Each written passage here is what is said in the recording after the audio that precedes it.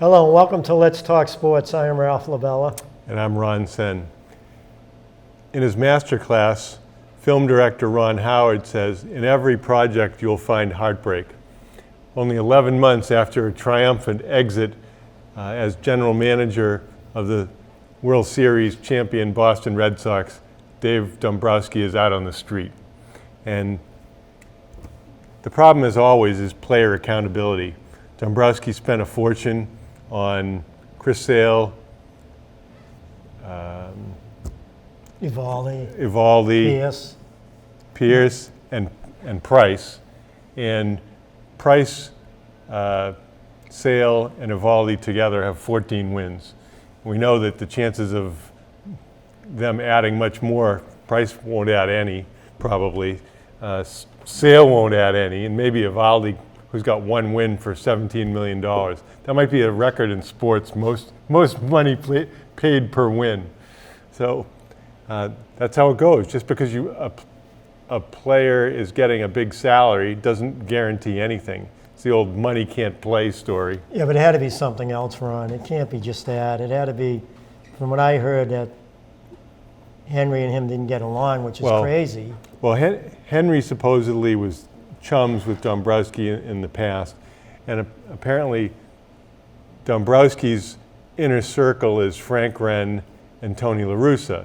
So most of baseball operations, the guys like Romero and Raquel Ferreira, who's now the highest ranking woman in Major League Baseball, they're frozen out because Dombrowski stays upstairs. He's not buddy-buddy with the coach, with the players, with anybody. He's got his own little circle of trust, and everybody else is on the outs. Well, that's not smart. I mean, you want to make sure that you're on the right page with Henry.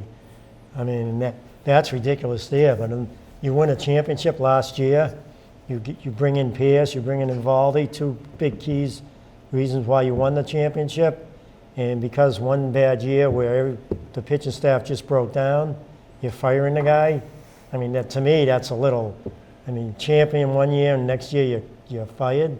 Well, I think that the thought is that they're going into a new phase. They're going to a rebuilding phase. They're going to do what the Yankees did. They're going to sell off players, get the payroll down, try to get way under the luxury tax. Today they're talking about, I kept hearing about Mookie Betts going to Atlanta.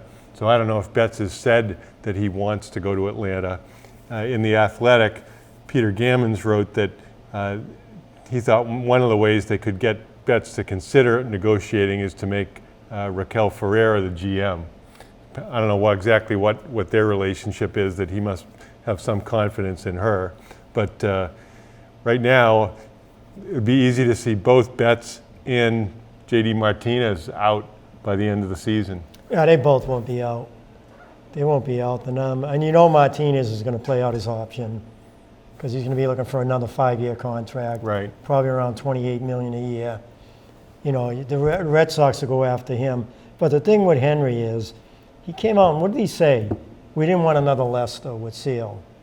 We didn't want Sale leaving and then having him have 5 great years after that or whatever. So he was the main person behind signing him.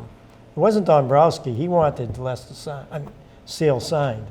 The Evaldi signing, everybody said, guy has 2 major operations on his arm, and you're giving him $17 million a year for 4 years? Right. For 4 years. I mean, that was a bad signing. But, I don't know if that came directly from Dombrowski or if Henry was part of that. But Henry, now he's blaming Dombrowski for something that he was part of. That's what gets me. Well, if we just try to look ahead to next year, they have Eduardo Rodriguez, who's going to be pitching at a higher salary. Porcello will be presumably gone because there's no way they're going to give him $20 million. I mean, I don't know. Somebody will probably give him 10 because it's Major League Baseball. If you can walk around and breathe and we're a former Cy Young winner, then somebody will give you 10. But we don't know about Sale. And then beyond that, Price is another case. Question mark. So he comes up with these different arm problems. He's just a problem. So you need at least 2 new starters. The question is, do you make Hernandez your closer, since he seems to be whether he has the temperament to be the closer, we don't know, but certainly he's got the stuff. He's good. Yeah. He's real good.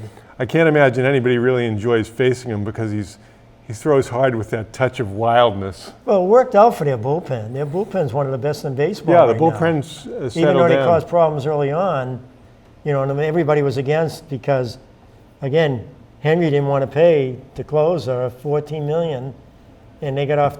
That was one of the reasons why they had the bad start. Well, and But the Kimbrel's- bullpen right now is real strong. I mean, Kimbrel's been hurt. Kimbrel Yeah. hasn't pitched well. Joe Kelly hasn't pitched any different than he did when he's mediocre. His ERA is about 4.5, and he missed time with injuries. So it wasn't that they instead of signing Price, they could have got a guy like Ottavino for a couple million more. And that not was a Price, I huge- mean Pierce. Yeah. So that was a big mistake. Ottavino has been very good for the Yankees. And the Yankees, you know, still have a great bullpen despite the fact that Betances is still working his way back. Still working his way back. Makes you wonder about some of these guys.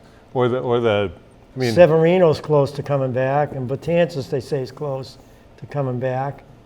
You know, I Who hope did I see- Stanton never comes back. who somebody got a 60-game suspension who was on the Yankees, the guy who had the pine tar on his ear.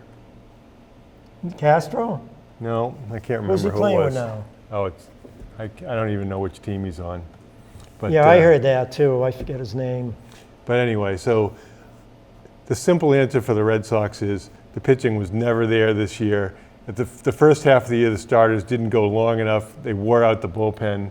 A guy like Barnes was pitching every day, and then by the time they were able to pull it together, it was way too late. They lost the edge. You know, it's unbelievable. That team lost the edge. With all that talent, that's amazing what happened to them this year. You know, and I think Cora lost the edge too. Well, I think he's a big part of They it. went into spring training, think they could coast through. We don't need a really long time in spring training to ramp up. We'll just, you know, we played a lot of baseball, and we're going to rest players and bring them along slowly. They got off to a 3-8 start. Took them forever to get 10 games over 500, and there's still 9 games over 500 with a few weeks left in the season. So they just never played good enough baseball to be deserving of postseason. And if you want to look at it this week, they had Minnesota and the Yankees, and they've gone 2-4. So, you know, they just haven't played well against good teams. And if you can't beat the good teams, you don't deserve to be in the playoffs. Yeah, I always said it's never over till it's over, but it's, what are they, 8 behind in the loss column now? It's pretty far. I'm not even looking at I mean, it these closely. last 2 losses to the Yankees. Around the league, I assumed that Mike Trout would have the highest wins above replacement ranking in baseball, but it's actually Cody Bellinger who's slightly ahead of him. Trout, if his career trajectory remains like this, he'll be the best performer on a team that never does anything. It's kind of too bad. I mean, that lineup and the pitching staff, I don't know what happened out there. They thought they were getting stronger when they signed, is it Ohtani? Right, Ohtani. When they signed him, but you look at the lineup, other than those 2 and one other player, the rest of them can't hit. And of course, they struggled over the news of Tyler Skaggs' death, and then it turned out that Skaggs had died from alcohol and drug excess, which, you know, obviously baseball is no different than the rest of society. That people make bad decisions, and it can end up costing How them. about that young pitcher, Latin pitcher from Miami several years ago? Oh, Fernandez. And they found out they were all coked up. They were on and everything. cocaine and driving around a speedboat in the 21 dark. years old, they had everything to live for, and he was amazing. Well, it's hard to avoid bad decisions.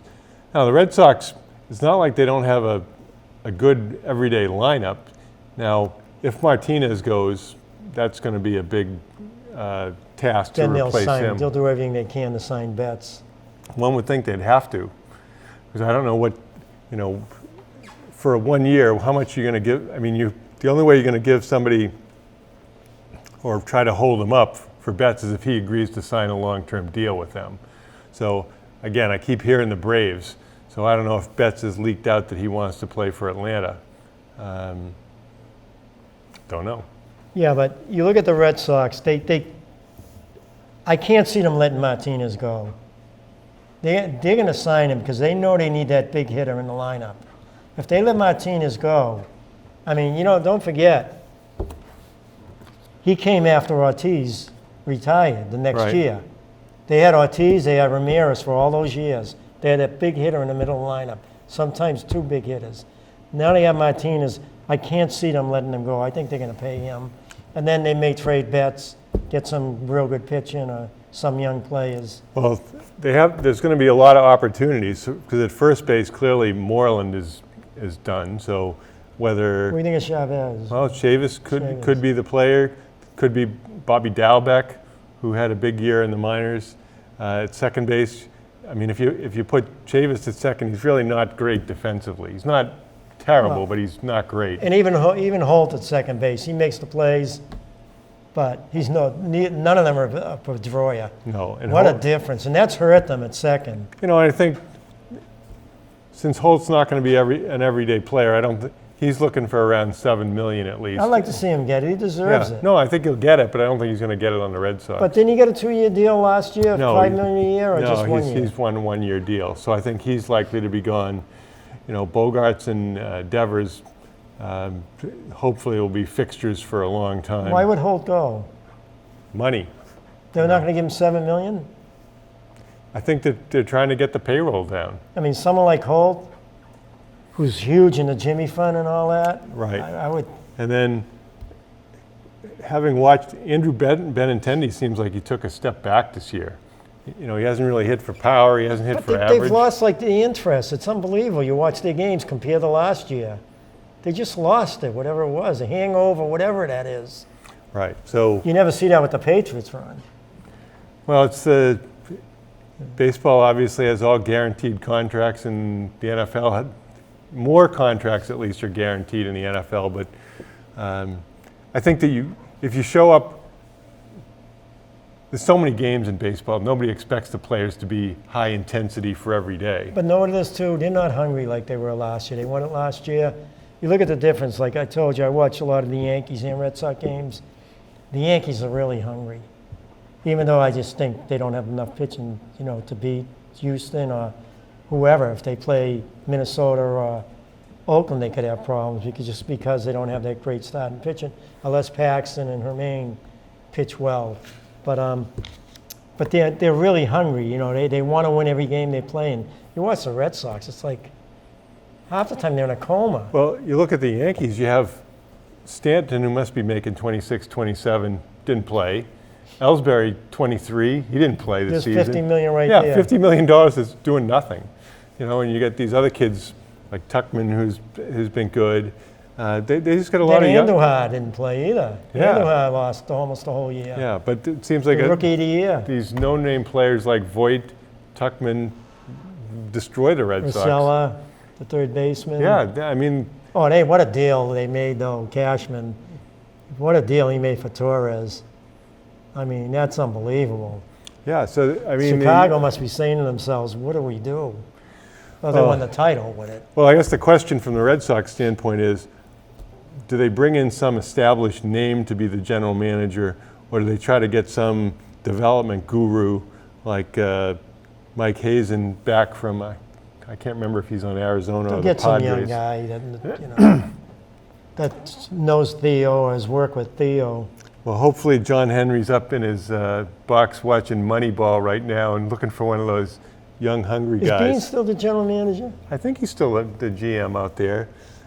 Dee Podesta, who was the assistant GM, who in the movie was portrayed by the short, dumpy guy, he's the player director at the Cleveland Browns now. Oh, he is? Yeah, so he's the personnel guy for the Browns. And again, he was trying to use the same Moneyball principles, which Cleveland's got talent, but I don't know what happened yesterday. I don't know where I am on Baker Mayfield, whether it's buy or sell. I don't like him. I would sell him in a minute. Do you think it's? I just don't like him as a person. Well, that's what I mean. It's not an He's ability. arrogant. Right. It's not an ability issue. It's a You personality hear him after the issue. game when he said, I don't care what anybody else thinks. I just care about what we think in here, and we're going to be, we're going to get it together and all that. But so many times he said, I don't care what other people think. Meaning the fans. I don't care about the house. I mean, that's stupid. A young guy like him. Well, I mean, you're an entertainer, and the fans are your ultimate employers. So if you get on the wrong side of the fans, and fans can be pretty fickle, I mean, I don't think we have to worry about, it's not like, what could Brady do to get on the wrong side of the fans? I just don't see much of anything. He always says the right thing. It was interesting watching the part of the pregame show. You have Ted Johnson, who looks like somebody took a block of granite and chiseled it away. And then you have Matt Castle, who looks like he belongs in Hollywood. I mean... It's good having him, though. Yeah, no. But here's a guy who had pretty mediocre NFL career, right, outside of the Patriots, but it looks like he's landed on his feet. Well, he made so much money when he signed $16 million a year he was getting for 6 years or something. So, I mean, basically these are retirement jobs. And he never started in college. Yeah, so these are retirement jobs for these guys where they can go. Johnson's real good, though. He is very knowledgeable. He's really good. I like when he knocks Belichick.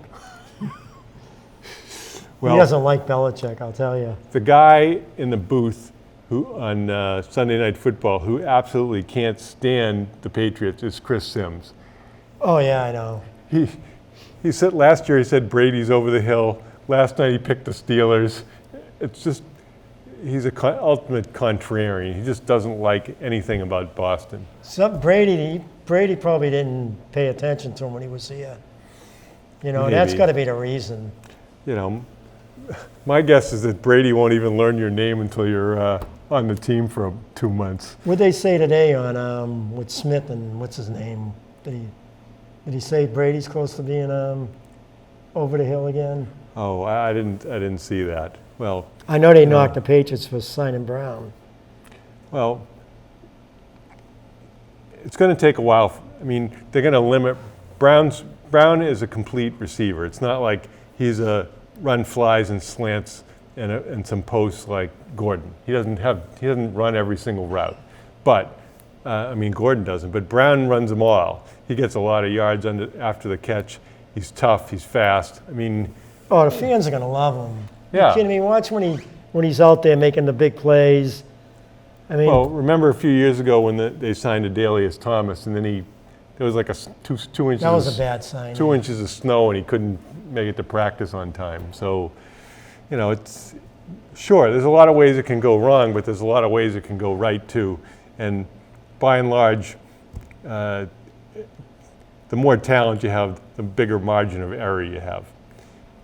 We'll be right back.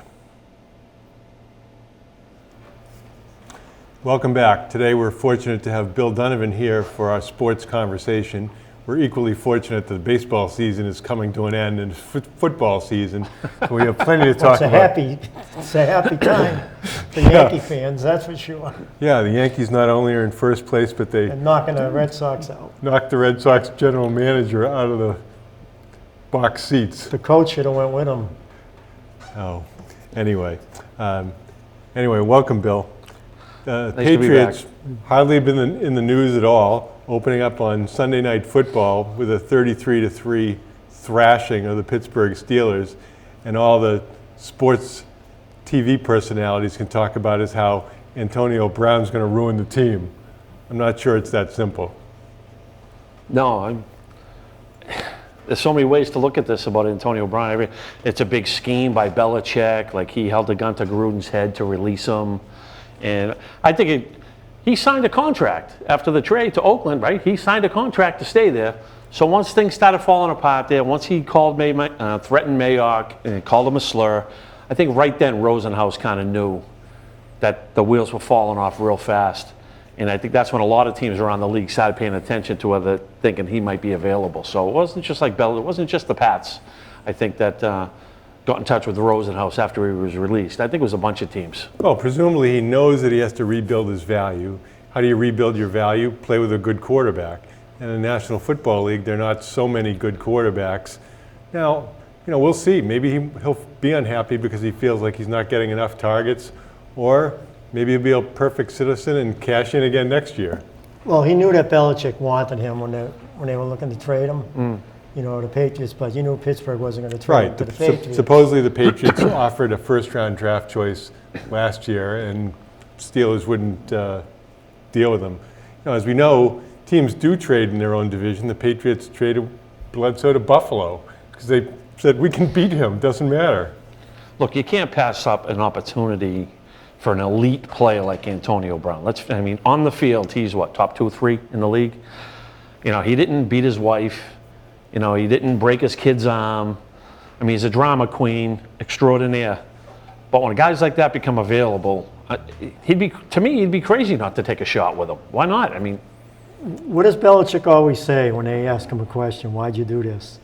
I do what's Same best for the answer. football team. Yeah, I do. And what's best for the football team is they sign him. Right. And well, now the question is, he's notorious for not being quiet behind the scenes, and he's notorious for being late. So can he adjust his personality? Or is Tom Brady going to have to put him up in his house and drive him to practice every day? Yeah, to me, this is, everybody wants to give Mike Tomlin credit for, oh, this is what he had to deal with. Well, this is what he created. I mean, how long do you think this has been going on where he's been late for practice and he's been told it was okay? And that's not going to happen here. It's not going to happen. If he comes here now and really blows this, like you said, reestablish himself, if he comes here now and reacts the same way that he did in Oakland, you're going to have a smaller and smaller amount of teams that are going to be willing to give him another shot. It's not like he's 25 years old. He is what, 31 years old, 32 years old? So I think he's got to mind his P's and Q's here. If not, then he's going to be pretty close to the end. If he helps them go 19-0, I mean, my prediction before they got him is that they're going to go 14-2, maybe 15. Slight chance they could go undefeated. And just knowing their defense and the offense, it was ridiculous people saying the offense isn't going to be good, the defense is going to carry them. With Brady quarterbacking, Are you kidding me? I mean, they're always good. He's the smartest player to ever play the game of football. He had good weapons. Now he has great weapons. And as a Patriot fan, I'm happy they got him. If it doesn't work out, he goes. But he could. What if they win the Super Bowl? It's all about winning the Super Bowl. It's all about winning. You know, now they were favorites, slight favorites over Kansas City. Now they're heavy favorites over Kansas City to win it. When they're going up, you're playing Kansas City, right? And you beat them during the season, and you get the #1 seed, and he has a big game, and then you go into the playoffs, and that offense is playing great, and the defense is playing great. I mean, this could be. I think it's. Before they got him, I thought they were one of the best Patriot teams, maybe the third best that they've had since 2001. Now you could say if things work out with Gordon, and who has Edelman, Gordon, and Brown now? And then you have Dorsett as a 4th receiver, and you have Harris coming back in the 9th week. I mean, and then you got all those good running backs. I mean, I'm happy they got him. I mean, he's there, he's free there to sign. Didn't cost him any players, didn't cost him any draft picks. Gordon didn't cost him a player either. No. That's amazing. You got 2 of the better receivers in football. It didn't cost you anything. Nothing. Well, what did Belichick study at Wesleyan? Economics, the allocation of scarce resources. Yeah. So if you don't have to pay anything to get something, there's a pretty good chance that you're going to break even at least on the deal. I think the only thing right now is, you were saying a little bit early before you went on, Cannon got hurt last night. We don't know how bad that.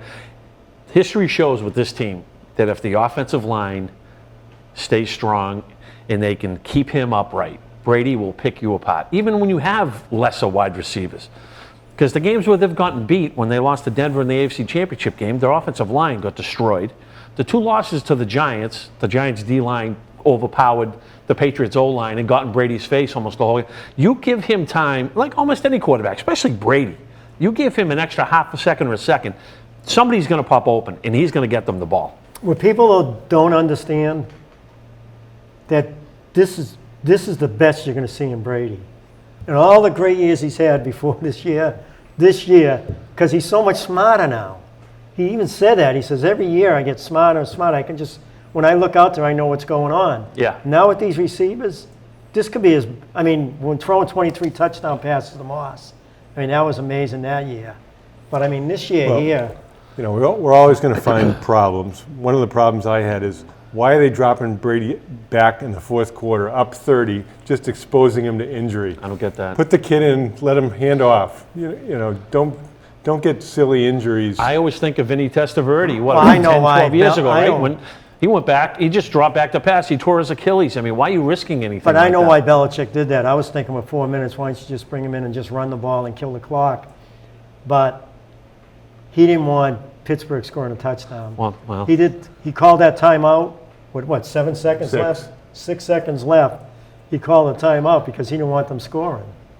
He dropped them back into the end zone. Right. Well, and people will say, and I thought first, well, why is he doing that? He's just getting in their face. Well, they're trying to work the ball down the field. They're not just taking a knee. If they don't want to score, then the Patriots would just, defend nothing. But they're trying to score. The Patriots are still trying to play defense, and they got to work on their prevent defense that they gave up the touchdown against Miami last year. Oh, yeah. Oh, why don't they play Miami next week? So the line's already 14.5. I mean, Miami, forget about it. I mean, hey, like I said, the reason why they beat Seattle in the Super Bowl was because, no, not Seattle, Atlanta, was because of the game they lost to Seattle during the year, at the end of the year, when they had 5 chances of getting in from inside the 5, and they couldn't get in. And they worked on those short yardage situations down at the goal line, and they did. That play to Amendola Yep. was amazing. The play to White, the snap to White. Well, we'll get the negatives out of the way. There weren't a lot of negatives. Sony Michel didn't get anything. On the other hand, most of the plays they ran him, there wasn't any blocking either. Yeah, I mean, Pittsburgh's got a good line. Pittsburgh going to have good linebackers. But when you're Brady and you know what to do, calling plays there, once they start getting positive yardage, the defense starts feeling it. They start thinking, hey, No doubt. And the what other are we thing, going to do now? the other thing was Bailey didn't show much punting. He had Well, the first punt was a great one. the first one, then he had 2 lousy ones. Unless they were trying to, maybe Belichick said, kick it out of bounds so they can't return it or something. The strange decision of the day, the Patriots are up 20-0, and Pittsburgh goes for a field goal. Yeah. Well, I mean, it's a 3-score game, and it's still a 3-score game. That was amazing. That was amazing. Then if they don't get it, they got the Patriots hemmed in. Yeah. Right. I don't know well, everybody was knocking them, what's his name anyway, Pittsburgh. They just don't make good adjustments. But getting back, to the way they move their offense, you've got to keep teams off balance because you don't have Andrews now, and if you don't have Cannon, you've got to keep the defense off balance because if you try to just run and then open up your passing game, which everybody thought was going to happen this year, now it's going to switch. They're going to go with the passing game, with the receivers they have, Well, and they're going to open up their ground game. Speaking of not having Andrews, what were those snaps from center? Oh, They were yeah. just like little bloopers. But you know what? If you ask Brady, and I said this in work today, I said, just think, Brady's there. The little flutters are coming to him. That gives him a chance to pick up the defense right away. As the ball's coming to him, he can, except now if it's a bullet snap, like they are, and he's concentrating on the ball, he's not concentrating on the line. But with those snaps, and he snaps them like a little bloop snap, so when he's waiting for it, he can just quickly see what the defense is doing. He said today on the radio, too, those snaps didn't bother him, but No, I think they helped him in a way. Just think of that. I Well, always look into stuff like that, Ron. No, it's not crazy. We work on drills for trying to shoot the basketball better where a person has to dribble the ball behind their back, turn and catch and shoot, but they have to pick up the rim as soon as possible to get, if you were playing darts, you just wouldn't turn around and whip it at the dartboard. You have to have a target. So maybe there's a method to the madness. But, like Brady didn't say anything to him. I think Brady was comfortable with it. Well, the one player who, obviously Brady's the most indispensable player.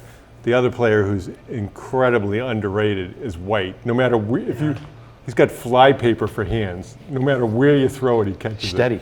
He's just always They steady. got great. They got really good backs, too. They do. And even when Michelle wasn't running the ball, the way they run their short passing game, it's almost like a running game. Well, Burkhead is tremendous when he's actually healthy, but Doesn't he explode? It's Yes. so rare. He's a good player. When he sees a first down, he's like yeah. Edelman. He He is. explodes through the He's first. tough, too. He's but not afraid of the contact. But he's not durable. He He's gets not hurt durable. all the That's why time. he's good on this team, because they have the running. They have Harris, too. Well, Harris, He didn't dress. But Harris is real good. He's got real good hands. You watch him this year when someone goes down.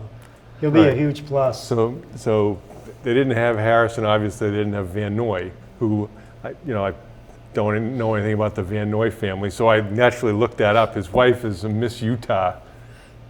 So Did she have the baby? She did, I don't yeah. know. She did? They- Okay. Last night, yeah, he posted it today.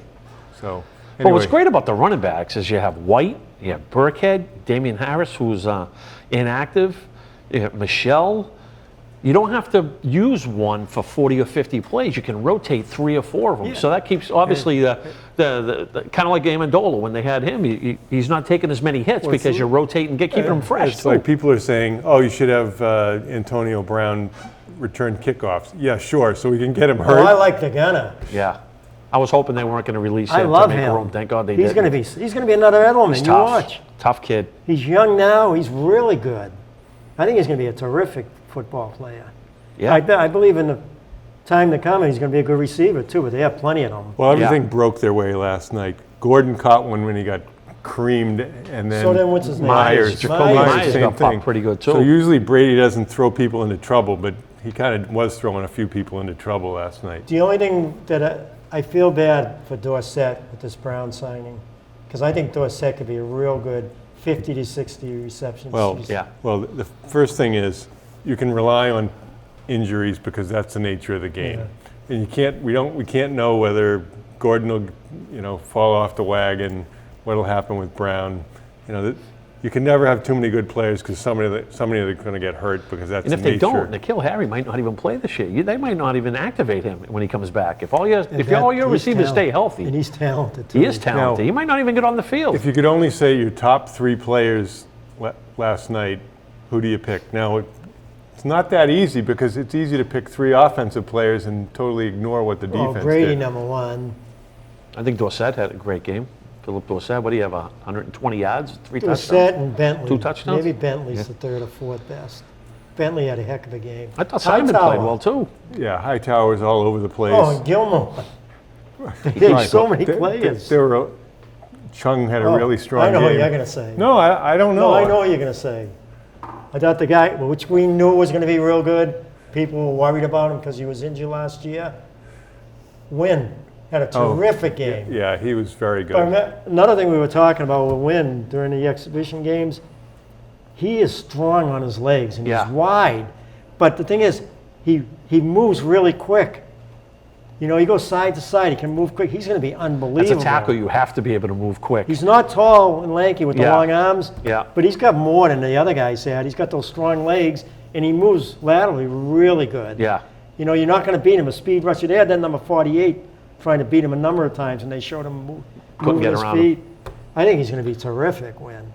But you got to hope that the injuries could Well, kill you. right. The offense, the You'll O-line, always have that's to. the key to me every year with the Patriots, the offensive line. Yeah, you got to keep Brady upright at No all doubt. costs, and that should mean even if you have better receivers, you still have to mix it up with enough running plays to keep the pressure off of Brady.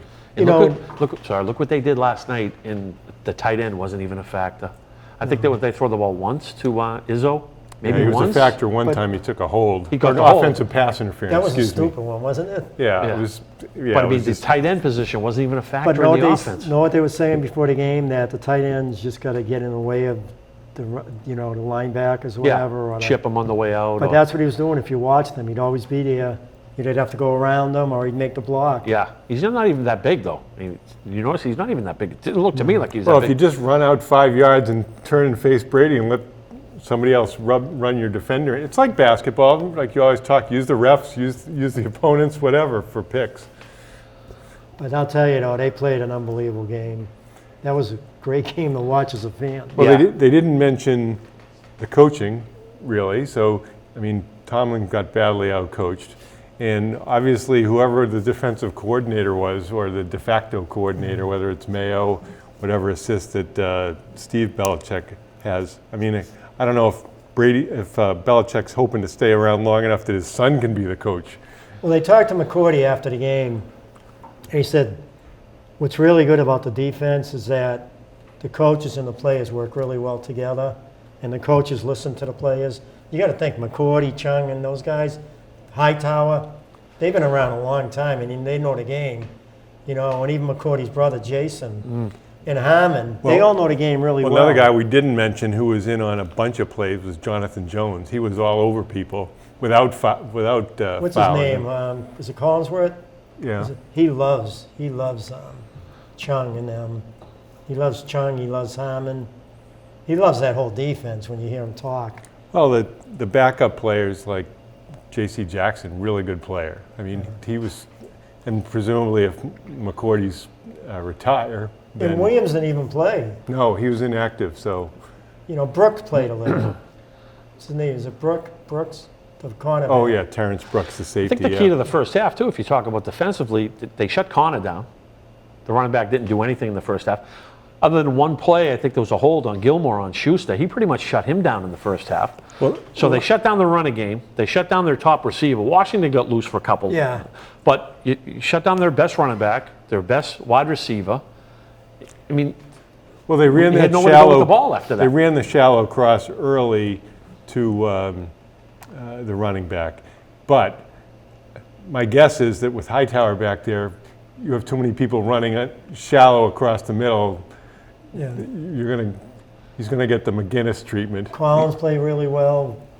I thought, but Bentley, you could see Bentley.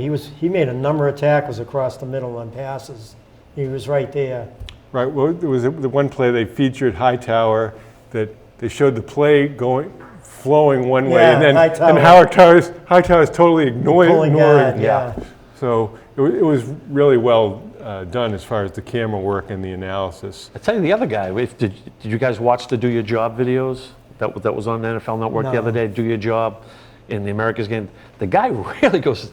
Didn't really notice him much last night, but Devlin as a fullback. Some of the watch that Do Your He's Job if you unbelievable. get a chance to see it. He played a lot It's early on. unbelievable. He Few just things crushes people. We should talk about around the NFL. The Cleveland hype machine. Oh, Certainly. I'm glad. I can't stand him. So Mayfield, of all the Patriots Belichick coaching tree, the one who looks most poised for success might be Vrabel. Vrabel. yes. You know, O'Brien's still got a lot of talent, so I wouldn't sell him short. Well, Vrabel, they respect him. He played. He was tough. Great all-around linebacker. And Jimmy G had a decent day for San Francisco. Yeah, 170 yards, 190 yards. Yeah, his I don't rate- think Patricia's going to make the season. I really don't. I don't think he's going to last Well, the they season. blew that. They tied, but And Well, the two darlings of yesterday, Patrick Mahomes, except for his, what was the blind pass that he threw to Kelsey? He's looking, the no-look pass, he's looking over here and he throws the ball out of bounds. Kelsey's open by 10 yards. Yeah. that's going to be a great battle again. But the game I'm looking forward to is when they play Dallas comes here. I'm looking forward Is to that a that prime game. time? Is that a Sunday night game or a it'll be- Monday night? it'll be a It should prime be, I time. would Well, the think. Dallas hype machine's already out there too. So, but the NFL shouldn't be boring. Oh, one more play I want to mention from the Patriots game, the not noticed play. Winovich drew a holding penalty. He I was kinda gonna mention that He went earlier. really low and fast, and Yeah. Villanueva tried to sit on him, but grabbed him. They got a good, but Pittsburgh has a very good defensive line. They have a very good offensive line. Right. So if the Patriots can hold up health-wise, could be a special year. We'll be right back. The 2019 version of the Melrose Red Raiders opens up this week at Malden. It'll be interesting to see how they do. They're predicted to be an upper division team. I think Danny Ventura had favorable reviews for them in the Herald. You got to play the games on the field. As far as volleyball goes, they're off to an interesting start.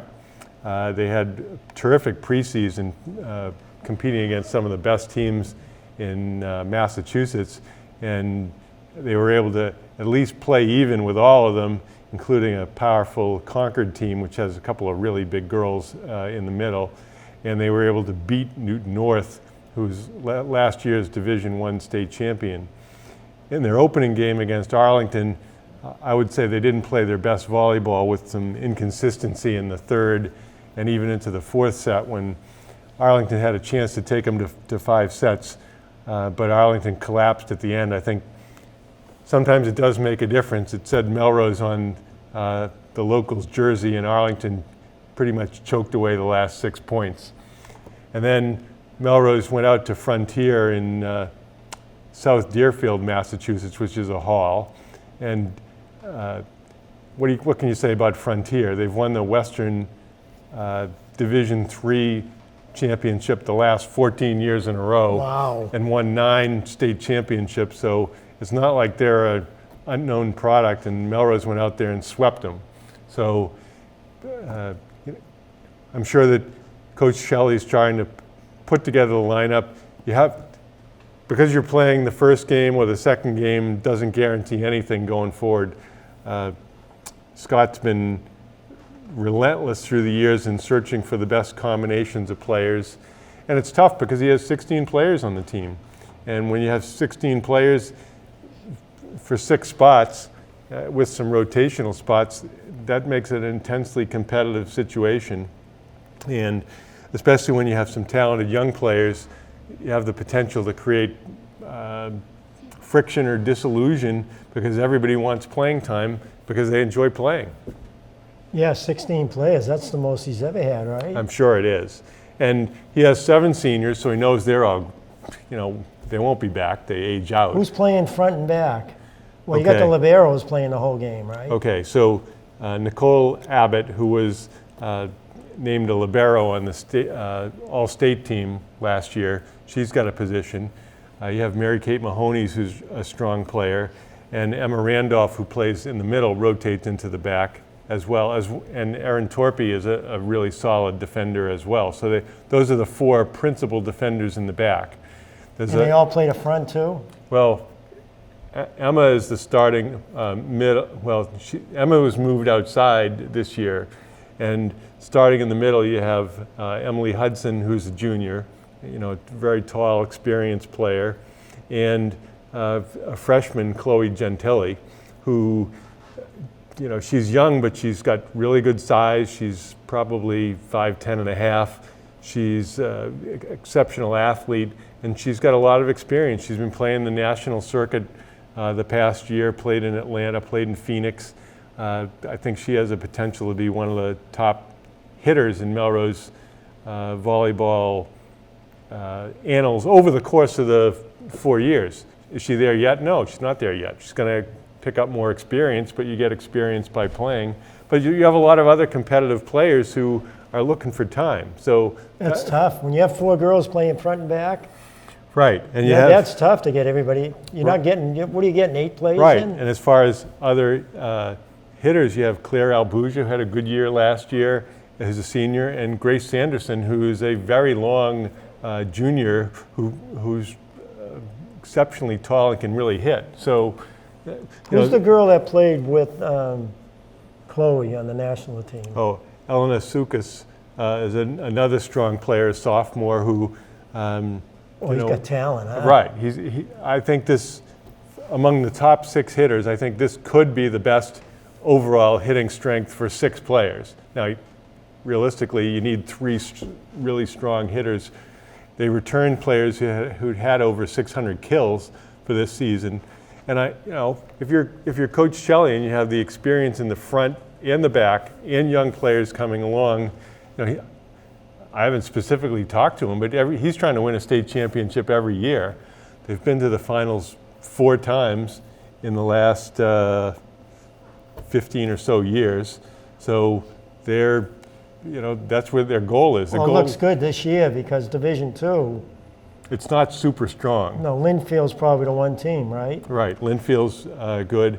In Division I, I'm hearing that Reading is really strong, much stronger. Oh, they're Division I. They're in 1. Oh, So Melrose has their home opener tomorrow against Woburn. Woburn is exceptionally tall. I saw some film on the maxpreps.com site. Some of the teams have video linked, and Woburn has some really strong, really tall players who they look a little inexperienced, but they've got tremendous size. it looks like Melrose, once the season gets, after 4 or 5 matches, they're going to really be tough. Yeah, I think that the key to them isn't talent, it isn't motivation, it's where they sort out as far as the mental toughness goes.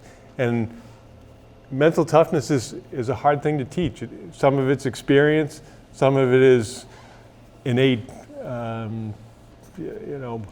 how your mindset and construction is. You have young players like Hannah Brickley when she played a lot as a freshman and was an outstanding player for 4 years, really.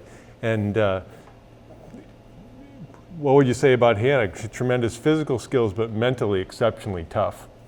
Victoria too, Crover. I remember when she was a freshman. Right. Victoria's graduating class was I think the only graduating class in the last 16 years that didn't have a sectional title, and it wasn't because of Victoria. Victoria was a phenomenal leader, phenomenal player, and just sometimes it just doesn't work out because of injuries or So it looks something really strange. good for them this year. I think so. And then when they lose all these seniors after this year, they're going to be strong again. Well, they had the Globe had 5 Middlesex League teams ranked in the top 20, and that didn't include Woburn. What was Melrose, like third? They had Melrose first among the No, in the Middlesex. state. Oh, in the state, they didn't really. They had them 10th. In the So, state? and there's a site, Mass High School Girls Volleyball, that had Melrose ranked 1 preseason. Now, preseason rankings, I don't know what that means. And I have no idea who actually does the rankings. So I think it's not like I've seen Danvers play this year. We know they've been very good over time. But you're telling me about the Allenton match, right? Mm-hmm. After winning those first 2 sets big, he must have put in a lot of No, it wasn't a substitution thing. It wasn't? No, Melrose just,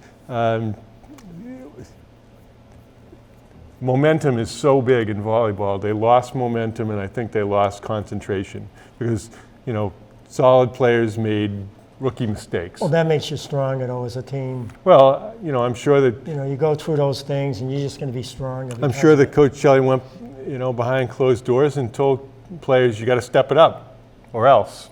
There's been many players throughout Melrose volleyball history who had their positions assumed by a younger player who brought more to the table for whatever reason. So, and I think that a lot of times, I think Coach Shelley is able to make decisions quickly off of limited information about who he anticipates is going to come along in the program. And he's been right. I mean, you have player selection, player development, and team development that all go hand in hand. And, a lot of the best athletes go to volleyball. Like, I know for years when I was really following them, for probably 10 years, and I used to think, boy, he really loves this one, to myself. And I was surprised. And then I watched that player develop, and I said, wow.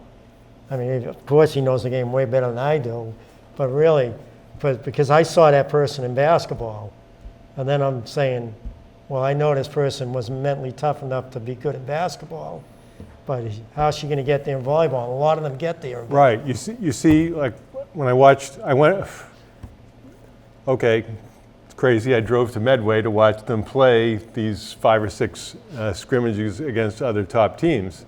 So it's a 50-mile ride. So it's a little bit of a time investment, plus sitting there for hours and hours. So they play Concord Carlisle, who has 2 massive girls in the middle, both well over 6 feet tall, and they're not skinny volleyball players. They're clearly basketball players playing volleyball. And if you look back athletically at the players Melrose once had versus who are now playing, most of the time the volleyball teams looked like basketball players playing volleyball, big, strong, muscular girls, including my own girls. And now you see long, lean, volleyball-looking athletes more of the time. Not to say that there aren't different types of body types. It's like if you went to a girls' softball game, you're going to see a very different type of athlete across the board than you are in, soccer. You see these small, muscular girls that can really run. Soccer.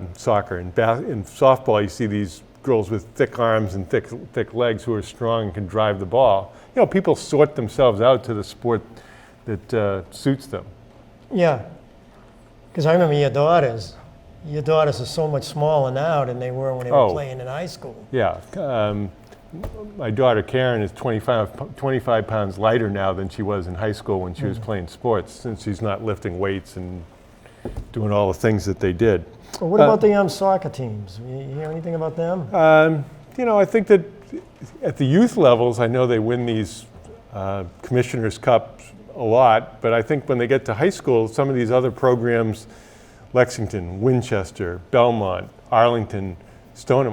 When we were in Arlington the other day watching the volleyball game, Arlington has 4 or 5 soccer fields. There's fields everywhere with kids playing. Yeah. So I think the development opportunities just must be greater in some of these other towns. But all the Melrose youth teams are good in soccer. I know. Well, I don't know how whether they play in AAU type soccer in other towns that are stronger coaching, how it really works. Well, coaching's huge in high school sports. It's real. You can see it in the football program, the volleyball. As far as basketball coaching goes, I think there's some things that we do maybe too much and some things we do too little. One area that I think we could do a better job on, and where I could do a better job on, is film study. And it's hard, you're asking a lot if you are trying to get people to come together during their time that they could be spending with their family or studies is really hard. So you can send emails or collections of emails linked to different films if a player is really interested to try to learn more about the game. Because so much of the game is mental, the more you understand about the decision-making process. I mean, how much do you know about basketball now relative to when you were playing high school basketball? You probably know 10 times as much. Yeah. But when you're playing, you think you know a lot, but then you realize you don't know nearly as much as you thought you knew. Yeah, you watch, like I said, this summer when I was coaching the high school team, it's how much time is each player going to give? Because I really believe, and I know I said this on a couple of shows when we had it, where the girls ended up when we were done with the league in Woburn, if they had one more league where there was 10 more games, this team, I felt like I told Coach Hirschfeld, I says, I was worried they were going to win 3 or 4 games this year, losing all the players they lost and with no experience. And then as the year went on, the summer went on, I says, well, they're definitely going to make the tournament. This group's going to make the tournament. And then as we went on even further, I said, geez, they can win 14, 15 games, this group. But then it ends. And where they were getting to, and I tried to let the girls know, I said, I don't know if you understand how much you've improved, and you just need to stick together a little longer and keep working at it, and you can get there. Well, it ends. So there goes the basketball. Some of them are playing AAU, but they're not playing as a group anymore. So the improvement just stopped right there. On our last game, it's over. You're not going to see these girls probably. Some of them maybe in the fall. Some of them not until basketball starts again. So what do you have there? You're not taking advantage of all your seasons, but they have other sports run. So what do you do there? Right. You want kids to. There's advantage health-wise because the injury rates are really high in players who play single-sport athletes. I think we looked before, during a previous NFL draft, of the whole draft class, there were only 5 kids that weren't playing other sports. I mean, obviously, if you're drafted by the NFL, you're a great athlete. I mean, even if you're a punter, you're probably a great athlete. Yeah. And naturally, these athletes are running track or they're playing basketball or something else. And you want players to get that experience. And there's competition, there's teamwork, there's a lot of things to be said for working with different coaches, getting different opinions. Like, I have a player who plays a lot for Ted Cottrell.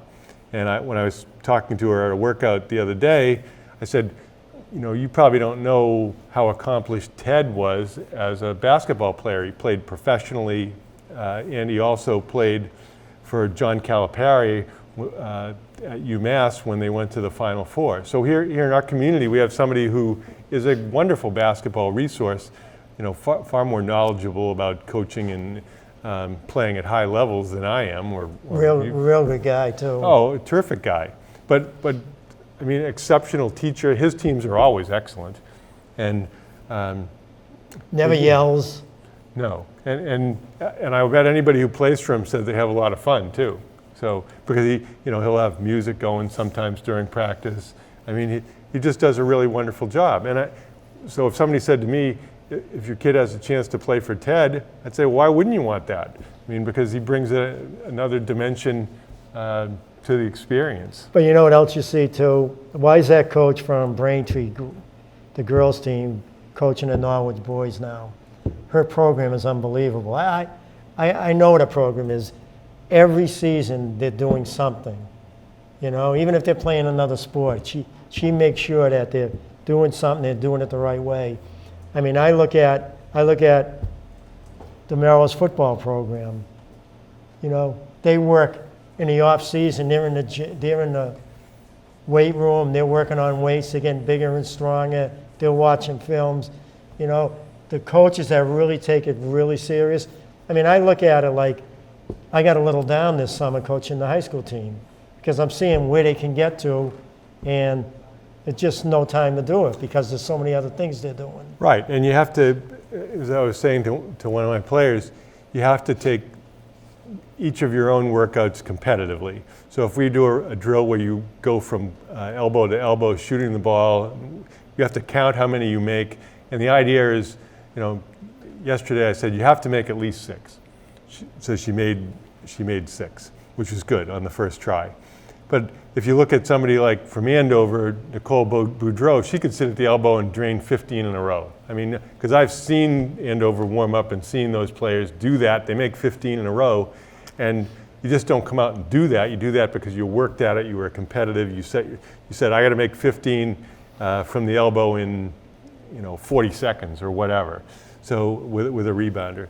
So playing a lot of one-on-one, working on your skills, shooting, which is a profoundly perishable skill. You have to work on those things year round, even if you're playing soccer or softball or whatever. I've enjoyed being with you tonight. I'm Ron Sen. And I'm Ralph LaBella, and thank you for watching Let's Talk Sports.